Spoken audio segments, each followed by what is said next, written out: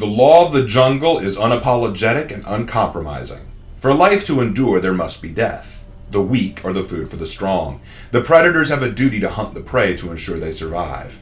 Despite the chaos of the jungle and the apparent barbarity, there is a cycle to it, a beautiful methodology to its design. The jaguar that kills the tapir does not do it out of evil desire or vengeful hate, but because doing so is the natural law. The tree does not collapse because the gods are unfeeling and cold, but because for new trees to grow, the old and worn must give way to them. The cyclical nature of life, death, and rebirth is paramount to the jungle and its rules. When lives are taken, new life rises up in its place, and when wrong is done, right shall be done in turn. This is the jungle, and deep in the jungles of the new world of For Honor, there is a warrior there that has been drawn out of this jungle to fight against Horkos and their ilk, the Ocelotl. But who are the Ocelotl? Who are they based on in history? Let's talk about it. Welcome back to Heroes in History, where we take a look at all of For Honor's heroes and decide who they're most likely based on in history, and if they do their counterparts justice. And today, we're taking a look at the brand new hero, Ocelotl. Now, before we can dive into the historical warrior, let's first take a look at what we know about Ocelotl in For Honor. In the lore, Conquistador Vela and her Horko soldiers sailed across the sea until they found a jungle land in which they discovered a massive city of gold and jewels. They massacred the populace, stole all the gold they could, and then returned with it all to Heathmoor.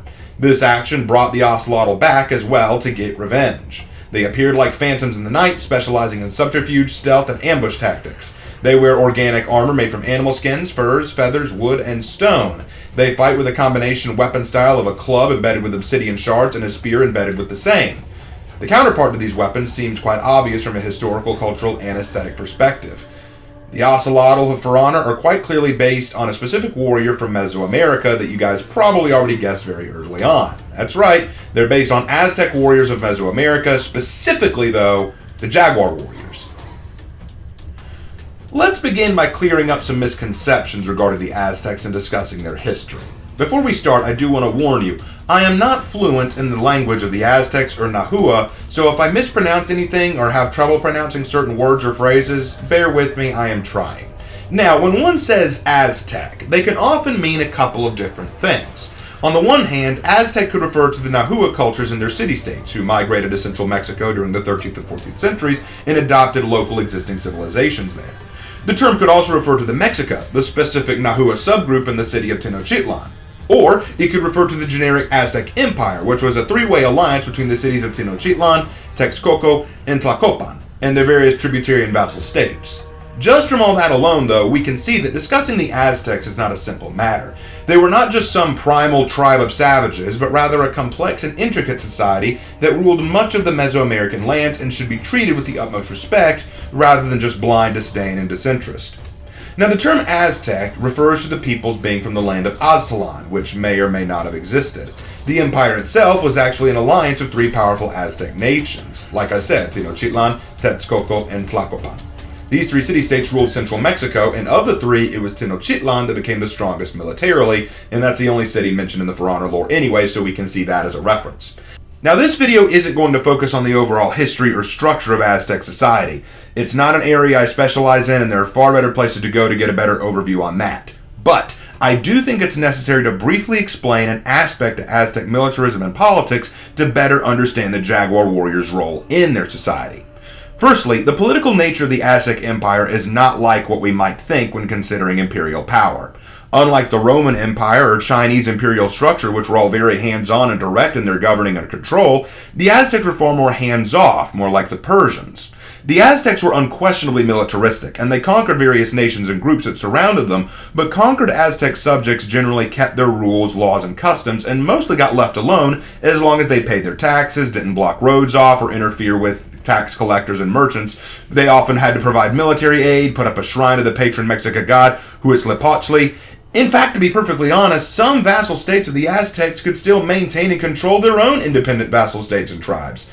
They could even wage war amongst other Aztec-owned states. The empire didn't interfere so long as the war didn't interfere with the normal tax payments or expectations of the two vassal states.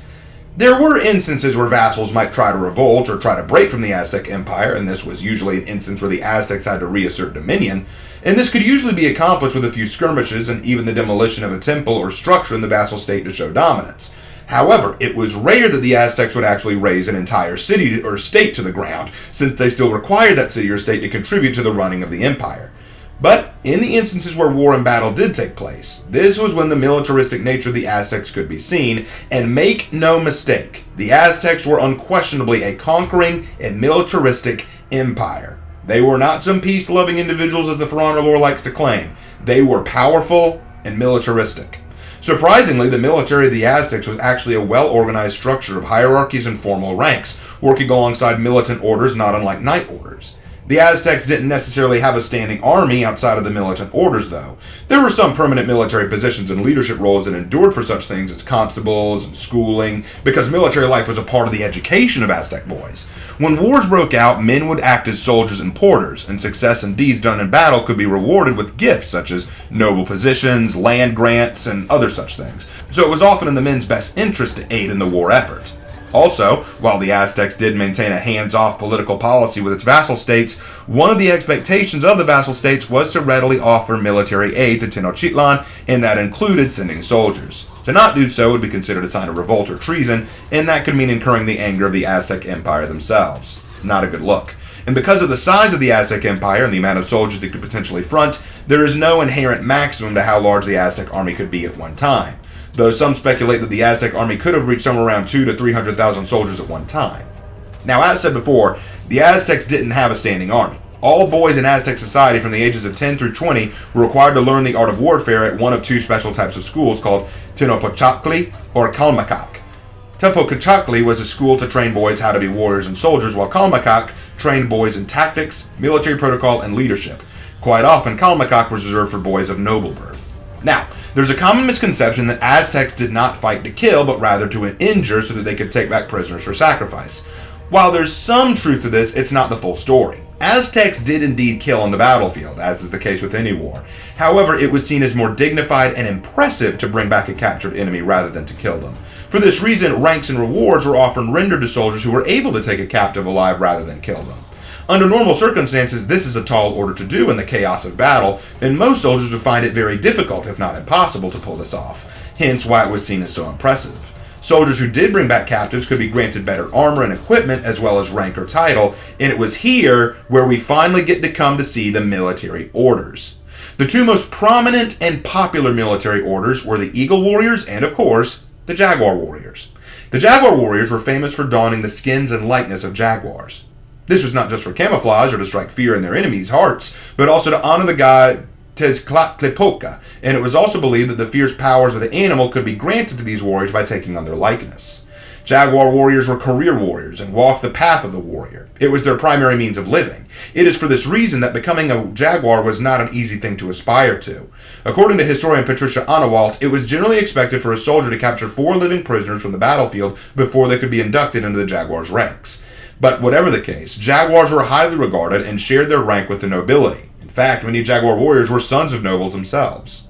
Training to become a jaguar was intense. Quite often they were required to perform public projects like digging canals and building walls to increase strength and endurance. Discipline was paramount, and soldiers were expected to demonstrate self-control and dignity both on and off the battlefield. During their training, beatings were common forms of punishment, and sometimes trainees could be beaten to death if their crimes or failings were severe enough. However, upon reaching the status of a jaguar warrior, they were often given land by the emperor and were also entitled to certain privileges and rights. For example, they could take concubines or drink alcohol, which was normally restricted from the common folk. They were also allowed to partake in gladiator sacrifices, in which 2 jaguar warriors and 2 eagle warriors would perform a mock battle with a bound enemy combatant who they would kill during the festival of Xipitotec. And on that note, since we're talking about that, I think it's time we address a controversial topic about the Aztecs that I'm sure you've all been wondering about: the human sacrifice. When this topic is brought up about the Aztecs, there are often 2 very big extreme sides to the discussion. One extreme argues that human sacrifice was purely Spanish propaganda, that the Aztecs never committed human sacrifice, and the Spanish made this all up to slander the Aztecs. And the other extreme argues that not only did the Aztecs commit human sacrifice, they did it in such excess, it turned all of Mesoamerica against them, and they were ruthlessly bloody about it. But neither extreme is true. The truth rests somewhere in the middle. Firstly, there is no question that the Aztecs performed human sacrifice. In fact, it was a common practice for various other Mesoamerican nations and states. What made the Aztecs unique was the frequency of their sacrifices and the fact that, since they controlled so many other states and territories, you could attribute many sacrifices outside of Tenochtitlan to the Aztecs as well. The exact amount of sacrifices per year is a mystery. The lowest estimate is somewhere around 2,000 a year, while the highest is somewhere around 200,000. And it's very likely that the Spanish embellished some of these numbers, but there's no question that human sacrifice was common and accepted in Aztec society. There were various forms of sacrifice, all intended to honor different gods and fulfill different purposes. Now, it's important to bear in mind that sacrifice victims were not part of normal taxes of other nations and states. Rather, the sacrifice candidates were usually captured individuals in battle or offerings made by conquered states who had revolted as a form of punishment for revolting in the first place. Jaguar warriors, as the elite warriors, were often expected to take captives and prisoners from the battlefield. And while it is definitely a horrifying thing to consider, to the Aztec mythology, it was a necessary thing to do. Remember, life and death act in a cyclical nature, and energy is transferred through the taking of life and the giving of it. In this way, sacrifice offers energy and fuel to the gods, who work to maintain balance and prosperity in the world. To the Aztecs, sacrifice was a necessity. They were not hated by their neighbors for it, as their neighbors likely partook in the sacrifices themselves. The Jaguars themselves were responsible, along with other militant orders, for being at the battlefront of the Aztec military. Their elite capabilities, their training, and their armor and weapons made them the elite vanguard of the Aztec forces. Their job was to strike fear into the enemy and to break their front lines. Wearing the skins of predators and carrying the full authority and strength of the Aztec Empire with them, they were nothing short of nightmares to the enemies of Tenochtitlan. So, now that we've discussed the historical Jaguar warriors, how do they compare to the Ocelotl warriors? Well, firstly, the name is fitting. Ocelotl in the Aztec language means jaguar, so the name fits just fine for them. Secondly, the armor is close, but not quite there. The jaguar skin on certain parts of the body is fine, but there are a few problems. Firstly, as they were elite warriors, jaguars would wear a special cotton-made form of gambeson armor to protect them called tlahutzili, or ichkakupili, which would provide further defense and protection in battle. We don't see that on the Aztec warrior in any of his armor sets. In fact, most of his armor sets have him mostly shirtless, which, while not impossible, was more likely something seen on the common foot soldier, not the elite jaguar. The elites would have had access to superior armor, and the helmet also is a slight problem. The Eagle Warrior set has a wood-carved eagle helmet, while the Jaguar set has an actual jaguar hide headpiece.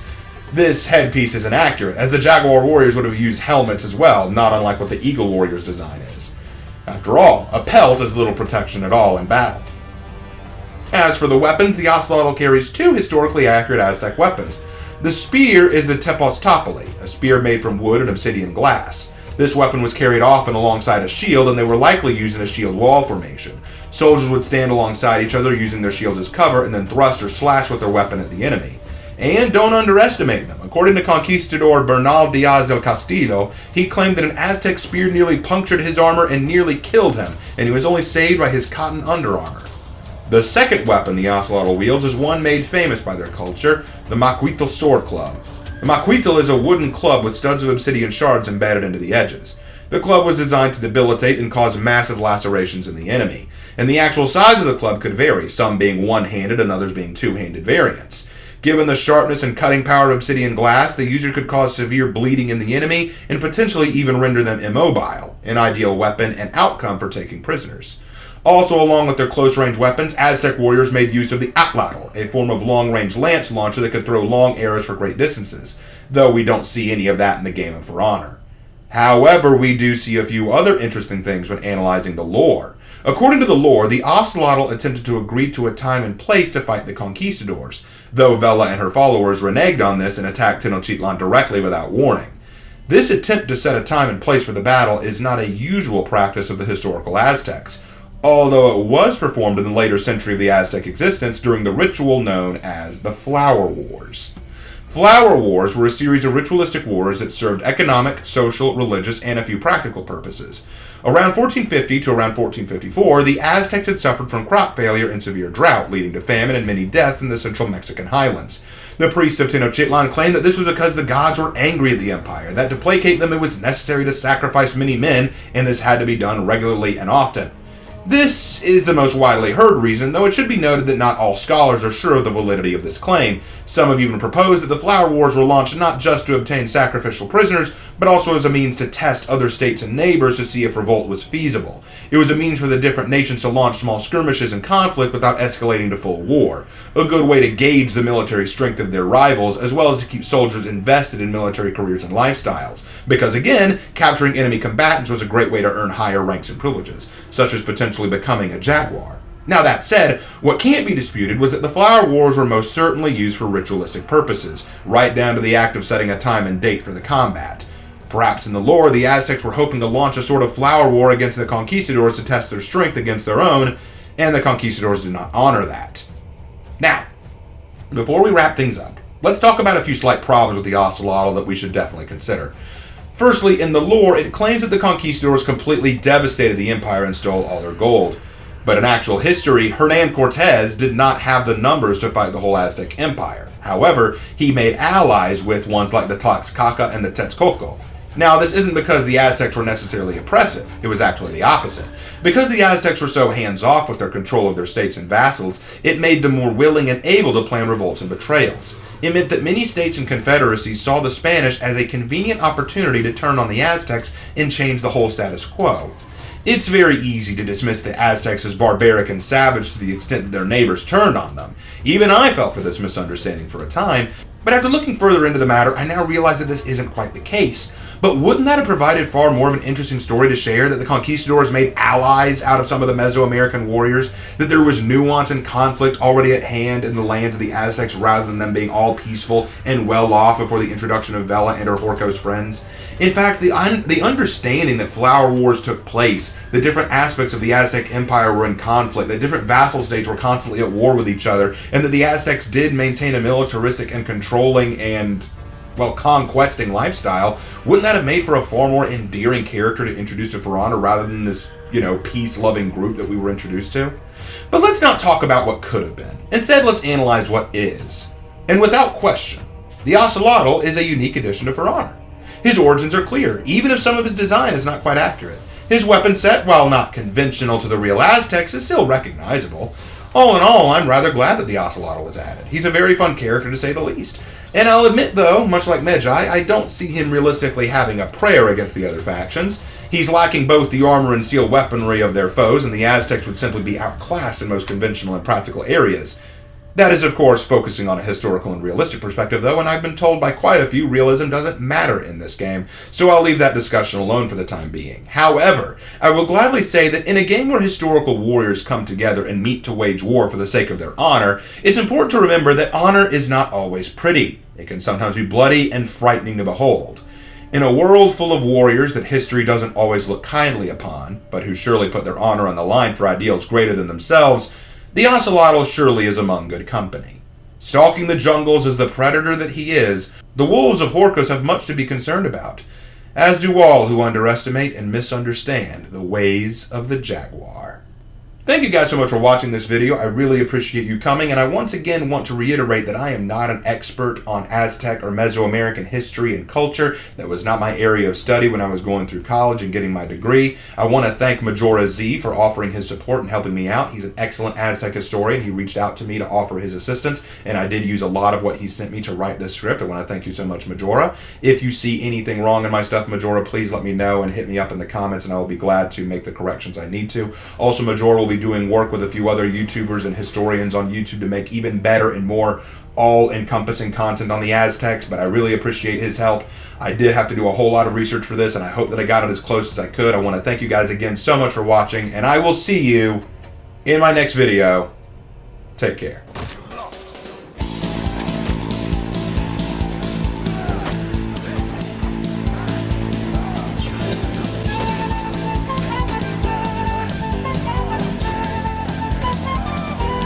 Another one. Another one. Another one. Please! I beg you!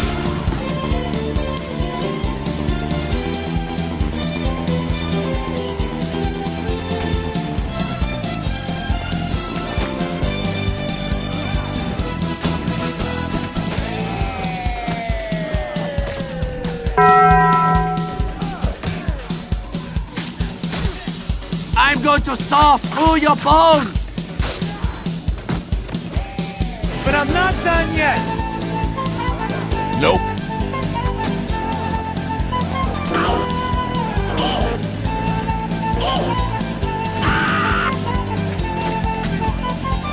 Nope.